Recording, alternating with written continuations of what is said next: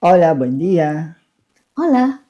In time for our 1-year anniversary here in Oviedo as digital nomads, we collected recent comments from our YouTube and our FB page, and we're here to answer them for you. Okay, first question. Nung nakuha niyo po 1-year DNV sa Pinas, may other requirements pa po ba before you can fly? Or the DNV itself is good enough? Kasi may nababasa pa po ako na need pa yata ng separate Schengen or Type D visa. To answer the question, if you already have a visa from the Philippines, of course, that visa will be on your passport. Yep. It's a sticker visa on your passport. Basically, you don't need anything. You don't need a Schengen visa. You don't need a Type D visa because you already have a visa. Unless, dito ka nag-apply sa Spain. Spain. Of course, before ka makapunta ng Spain, kailangan mo either Type D visa ng Spain or the Schengen visa. But if from the Philippines, no. But we recommend na mag-print ka nung, ano yung tawag dyan? This is a CFO advisory. Visa categories not required to register with CFO. Although, yes, we prepared this, pero hindi naman siya hinanap ng immigration officer. Luckily for us, walang masyadong hinanap. Just in case, i-print mo siya. Of course, we understand yung anxiety, no? Yeah, coming from the Philippines, we understand the anxiety. We over-prepared nung umalis kami. We printed all our documents. We also have those in our cell phones just in case kailangan namin ng soft copies. Although hindi namin siya nilabas during the immigration process. Other than the passports and the plane tickets, yun lang. Wala nang ibang kailangan pa. Next question. What health insurance are you using? Okay.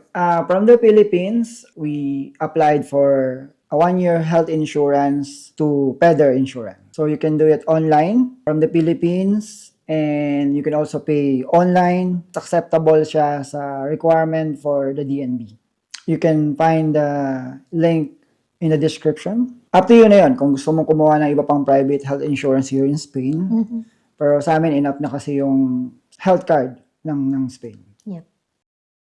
Third question. How to enroll po sa Cruz Roja? For the requirements, kailangan mo ng empadron. Of course, any valid ID, either your passport or TIE. And you have to go there personally. Yes. Kasi tinry niyang i-enroll ako, pero hindi pwede. So, you have to enroll in person. Yeah. And the schedule of enrollment? Usually, ang enrollment nila is around August or September. Kailangan mong abangan or pumunta ka personally kasi minsan maraming tao. Yeah. Para First come, first serve First din come, first sila. serve, yes. And it's free. Kaya kailangan paunahan talaga. So, the class starts usually in the month of September and it will last Until June. until June. Mas maganda po ba ang pamumuhay sa Spain kesa sa Germany and Japan? Yang tatlo po kasi ang pinagpipilian ko. Sana po masagot nyo itong tanong ko. Salamat po. We haven't been into Germany. But yeah, we plan to. Given a chance, we will go to Germany. We've been to Japan, but not in the mainland. We've been to Hokkaido, the north part, specifically Sapporo. Yeah, part siya ng research natin Yes. for digital nomad visa. But because we're Filipinos, may advantage yung pagiging Filipino mo kapag nandito ka sa Spain because pagka nakapag-stay ka dito ng 2 years, pwede ka mag-apply ng citizenship. So, Yes. that's why we chose Spain. I think okay naman sa Japan kasi gusto rin namin yung environment ng Japan. Though, I think mas mahirap mag-aral ng Japanese compared sa Spanish. Yeah. Maganda ang Japan. Yeah, we love Japan. Yeah, especially din nga sa Sapporo, sa north Yeah, we part. love the northern part. Magkaiba lang ng culture, of course. Germany, we don't know. Kasi hindi pa kami nakakapunta and I think mas makakompare mo talaga yung buhay in both if you will stay maybe at least 6 months for each country, no? Yeah, and also kasi sa Spain, tama ba, yung culture din kasi medyo malapit sa Pilipino. Yes. Kaya mas pinili rin namin yung Spain. Again, it will depend on your preference. So the final decision is still up to you. Yeah. Next question. Pag nag-expire na 3 years, pwede kayo mag-extend ulit or pwede na kayo mag-apply ng citizenship? Technically, yes. Pag nag-expire na yung 3 years, you can extend another 2 years. But again, yun nga yung advantage ng mga Pilipino. After staying here for 2 years, you can apply for citizenship. Our goal is to apply for the citizenship. Very crucial din yung timing ng digital nomad visa kasi kailangan hindi pa mag-expire yung visa mo. Kasi hindi ganun kabilis yung process daw ng citizenship. Because you have to take exam like DELE, history exam. So I think that would take maybe at least 3 months. To 6 months. Yeah, and Tapos mag-apply ka pa ng yung citizenship. Based sa research namin, at least 6 months, 6 months to 1 year. Yeah, kailangan mo talagang i-timing yung pag-apply. Kasi may mga nababasa rin kami, kailangan pa rin nilang mag-renew ng DNV nila while waiting sa process ng citizenship. Yun pala yung isa sa advantage namin. Since we applied from the Philippines, we have 1 year, and now we're approved for another 3 years. Technically, we have 4 years. So we have a more leeway or time for the citizenship. Hopefully. Because we heard that if you applied in the consulate, like from the Philippines, your first 1 year will not be counted as part of the 2-year stay here in Spain. We already confirmed that with our immigration advisor, and they said that it is counted. So based then on our research, it is counted. Yeah. If you apply from the Philippines, don't worry, it's counted in the 2-year stay. Can you tell me if the rental contract was signed only by you and the owner or needed to have an ayuntamiento stamp, public notary authentication, or something similar? Usually the contract is between you and the owner. I think if the Inmobiliaria is involved, maybe a signature from the Inmobiliaria, but it's usually between you and the owner. Yeah, we only have our contract signed by us and the landowner. No need for anything. No stamp or whatsoever. Actually, wala pang notary yun eh. Yeah. But when we applied for empadronamiento, tinanggap siya. Yeah. They don't need anything. Next question. Can you tell me how long it took from the day you requested the appointment until the appointment day? I just want to know how much time is needed to actually be able to apply for the TIE. To get a TA, you need an online reservation, what we call the CITA. You can do it online from their website. We can link the website here. Just to be clear, we are talking about here in Oviedo. We're not sure with the schedule. In other cities. Yeah, especially in big cities. Maybe a bit longer in the big cities. Here, usually, it would take you at least a month. For example, the first time that we scheduled for TA, I think that's March, and our schedule for TA is May. And we got our TA, the card, the physical card, after a month. So basically, you need at least 2 months. In our case right now, since we renewed and we need to replace our TA card, we scheduled last February and we got the schedule April. End of April. Yeah, end of April, and then I think we will get the physical card after a month. It will take almost 3 months, no? You need at least 2 months. It depends din kasi dun sa available schedule ng system. And depends on the location. If you don't mind, how old na po kayo when you applied? No, we don't mind. We applied in the Philippines back in 2024. I was more than 40 years old. Sige na nga, to be exact, 39. Yeah, I think age doesn't matter when you apply for DNV, no? No, it wasn't mentioned in the requirement. But no, unlike the other visa like Canada, that there's a points for age. I see. No, here in DNB, nada. I think that's the context of her question. Yes, it doesn't matter. Which is better po, mag-apply sa consulate or sa Spain na mismo? Mas madami daw po kasing requirements pag sa consulate. About the requirements, it's almost the same. Ang pinagkaiba lang noon, of course, if you apply from the consulate, like from the Philippines, 1 year lang yung visa mo. Pag na-approve ka. If you apply directly here in Spain, 3 year pag na-approve ka. The difference is, you have to go here. Kapag nag-apply ka dito, you need to have a Schengen visa. So, recently, we're hearing na nanghihingi talaga sila na ng mga additional requirements. It's the freelancer permit. Yeah. Freelancer permit. We don't know about mas maraming hinihingi sa consulate. We're not sure. But as of lately, there's a lot of denial or disapproval Pag sa consulate. in the consulate. As of now, recommended na dito ka mag-apply sa Spain. Yeah. Kasi ang approval here in Spain is at least 20 days. 20 days. Yeah, so you have to have a Schengen visa first and then wait for the approval. So yun lang yung risk. Unlike pag nandun ka sa consulate, like in the Philippines, less gastos, I think. That's up to you. It's your preference. There are pros and cons for each. So, but as of now, it is recommended na dito ka na sa Spain mag-apply. Yeah. I'm the only one who's a digital nomad. My husband has a business. How do we go about it? Qualification applies basically to the primary applicant. So regardless if may work, yung dependent mo or wala, or may business or wala, it doesn't matter. For as long as kaya ng income requirement na kasama yung dependent mo. This is from a recent vlog. Medyo mahaba siya, but what you and the locals do to prevent it from spreading all year round, lalo na sa mga gamit nyo. Nabanggit nyo sa previous videos nyo na potable ang water dyan, pero may purifier pa rin kayo, tama ba? Presently, nag-iimbak pa rin ba kayo sa mga containers ng drinking water or diretso na from the faucet? Lastly, daman nyo rin ba sa Spain ang tension sa Middle East or hindi naman? About some molds, currently may na-experience na kami about some molds, especially when we came back from our Rome vacation.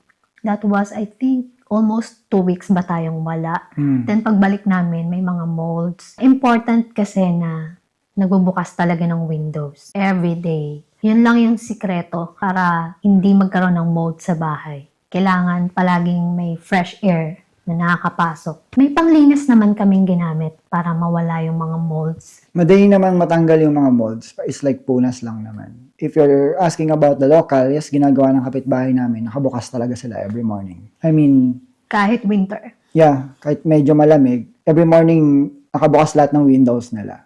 So, sabi nga, kailangan mo daw bigyan ng time para mag-breathe yung bahay. About naman sa water, hindi na kami bumibili ng filter. Meron lang kaming pitchel. The same pitcher and the same filter na binili namin yung sa vlog namin about dun sa water. Hindi na kami bumili ng bago. So, yun na lang ginagamit. Directly na rin yun from the faucet. If it's your choice, pwede kang mag-in-back, maglagay sa rep ng tubig. But, yeah, here in Oviedo, sobrang safe naman yung water. Here sa North, hindi naman. Yeah, we can hear some news in the internet, but here, no. Maybe in other part, No. but we're not sure. But here, no. Can you make a video recommending which companies and remote positions make it easy to get the DNV? Actually, wala namang ganong requirement sa DNB.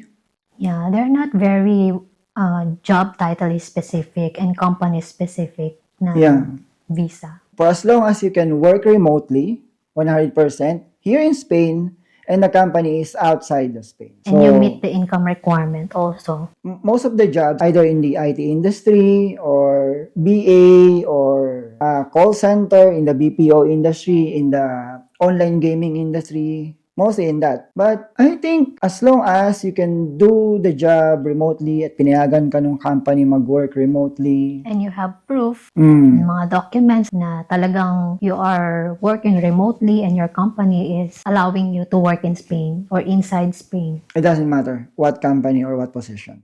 Okay, next. Well, this is not a question, but na-curious kami sa kanyang comment. You're brave to be living in Oviedo. I'd want to live near Barcelona or Madrid where there's a Philippine or US embassy. Well, the first time we read this, we personally don't understand. But I think nag-comment siya. Sabi niya, because kailangan mo daw, pag may mga documents kang kailangan nakarin sa embassy. Kasi for us, hindi namin kailangan pumunta ng embassy. Napaka-rare siguro na kailangan namin pumunta ng embassy. Because as of now, hindi pa naman expired yung Philippine passport namin. Yeah, actually, dahil na-curious ako dun sa comment niya, ni-research ko, bakit kailangan i-consider yon when you are living abroad, yung magstay ka near the embassy. In case of war, yung mga Emergency. ganyan, emergency, and yun nga, yung pagpaprocess ng mga papers. Back in the Philippines pa lang, since we're looking for a place kung saan kami titira long term, hindi namin siya kinonsider kasi ang pinaka-consideration namin is cost of living. And we don't want to live in bigger city. So, Barcelona and Madrid is wala na talaga dun sa listahan namin. Wala na-filter na agad siya. Kasi yung embassy, madalas na sa mga big cities sila eh. Kasi doon mas maraming tao. And if we need to go to the embassy, it's just 4 to 5 hours train ride. 30 minutes to 1 hour plane. Yeah. May malapit naman na airport dito sa amin. Makakapunta pa rin naman kami. Hindi naman kailangan palaging pumunta ng embassy. Okay, a question from our FB page. By the way, you can follow our FB page also. Follow us here in our social medias. Yes. Ilang days po ang binook nyo sa Airbnb at gaano katagal or kabilis kayo nakahanap ng long-term stay apartment? In our case, we book 1 month Airbnb. So, nasa Pilipinas pa lang, nag-book na kami ng Airbnb here. For 1 month. For 1 month. We found this long-term apartment within a month. Yeah, hindi pa tapos yung contract namin or yung stay namin sa Airbnb. That's the ideal actually. But it is possible to look for an apartment as fast as 1 week. It really depends. But the ideal is within a month, makahanap ka na ng long-term apartment. And yung timing. Don't go here ng summer. Yeah, isa pa yun. Summer, medyo maraming tao rito. Maraming tourists. So, may kaagaw ka sa ibang apartment somehow. We would like to thank you for all the comments, For your questions. and for all the congratulations. For watching our videos. Yes. For always visiting our small, humble YouTube channel. Maraming salamat po. In Filipino, muchas gracias. In Spanish, Thank you very much in English. And shout out to Global Vibes Oviedo for celebrating their first anniversary. Congratulations, Catalina and Chris. it's almost 1 year na rin na nakilala namin kayo. So, Yeah. happy anniversary to us. Happy anniversary. Shout out to Lucky Tours. If you're looking for a legit agency, if you'd like to travel in Asia or anywhere in the world, you can contact them here. We'll also include the link in our description below. Lucky Tours. Where to next? Shout out to our families there in the Philippines. Hello. Hello guys, we missed you. Thank you for watching this video. So if you like more contents like this, Please like, share, and subscribe. see you in our next adventure. Hasta luego. Okay, next. This is Cute, again cute. not a question, pero kinilig kami ng konti sa comment niya. Sabi niya, "You two are so cute." We are cute. Cute. So I enjoy this real talks. Cute. So I enjoy these real talks. I love nature, walking, hiking, and slow living. I don't like big cities. And I don't like extreme temperatures. So I think Oviedo would suit me just fine. Thanks for taking us to Trubia. It looks like a nice, livable little town. Oh, medyo parehas tayo ng personality, no? Ng mga gusto nating lifestyle.